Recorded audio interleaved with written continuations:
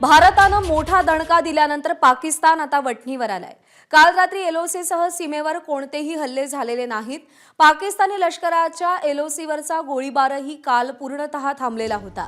भारतावर ड्रोन किंवा क्षेपणास्त्र हल्ल्यांची आगळीक सुद्धा पाकिस्ताननं केलेली नाही। गणेश ठाकूर आपले प्रतिनिधी सध्या आपल्या सोबत आहेत। गणेश, काल काय परिस्थिती होती सीमेवरती? खूप दिवसांनंतर अपेक्षित अशी शांतता पाहायला मिळाली। हो प्रज्ञा, कारण ज्या प्रकारे भारत सरकारनं आणि भारतीय सैन्य दलानं स्पष्ट केलं होतं की समजा पाकिस्तानकडनं कोणत्याही प्रकारे हल्ला केला गेला तर त्याला तशाच तसं उत्तर दिलं जाईल आणि रिटॅलिएशन खूप भयंकर असणार आहे।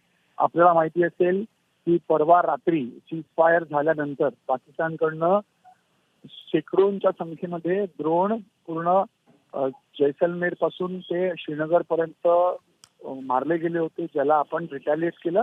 एअर डिफेन्सनं त्याला न्यूट्रलाइज केलं। तर त्यानंतर भारतीय सैन्य दलाच्या प्रमुखांनी स्वतः हे स्पष्ट केलं की सैन्य दल तयार आहे। जर पाकिस्तानने पुन्हा रात्री काही प्रकरण किंवा प्रयत्न केला हल्ला करण्याचा तर त्याला तसं तसं उत्तर दिलं जाईल। यालाच पाहता पाकिस्तानकडनं काल कोणत्याही प्रकारचं सीजफायर व्हायोलेशन झालेलं नाही आणि पाकिस्तानकडनं कोणत्याही प्रकारे ड्रोन, शेलिंग, आर्टिलरी फायर काही केलं गेलं नाही। यानं स्पष्ट होतंय की भारतानं ज्या प्रकारचं स्टँड घेतलंय की सीजफायर व्हायोलेशन त्यांना करायचं नाहीये, मात्र जर अटॅक झाला तर त्याला उत्तर दिलं जाईल।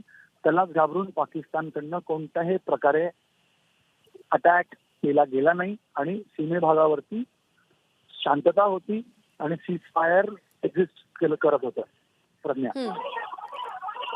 गणेश, धन्यवाद दिलेल्या सगळ्या सविस्तर माहितीसाठी। एबीपी माझा, उघडा डोळे बघा नीट।